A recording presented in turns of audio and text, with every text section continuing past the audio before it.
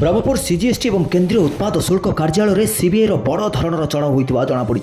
जड़े ठिकादार 15,000 टंका लांच नेबा बेले सीजीएसटी मनोज कुमार सुबुदी को सीबीआई टीम काबू करिछि। प्रकाशयोग्य आशीष पंडा नामक जड़े ठिकादार 1,76,000 टंकार एक जीएसटी बिल रिफंड नहीं 20,000 टंका लांच मागिथिबा बेले से 15,000 टंका देइथिले। लांच 15,000 टंका देउथुवा बेले मनोज को सीबीआई टीम काबू करथिला। घटना परे बारजनिया सीबीआई टीम कार्यालय समेत और विभिन्न स्थान रे चढ़ाऊ करथिबा जणापड़िछि।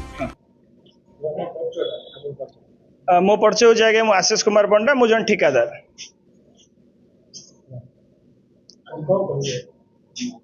आज्ञा आज सीबीआई ऑफिसर माने सीजीएसटी ऑफिस पर रेड करचंती।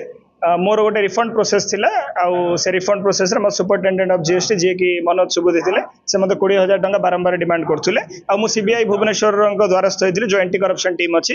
एंटी करप्शन टीम मते सहयोग करथिले आउ आसी कि आज रेड हेइथिला से मते 20,000 टंका डिमांड करथुले आउ आज 15,000 टंका से नेला बेले तांको सीबीआई माडी बसछि। मनोज कुमार सुबुदी।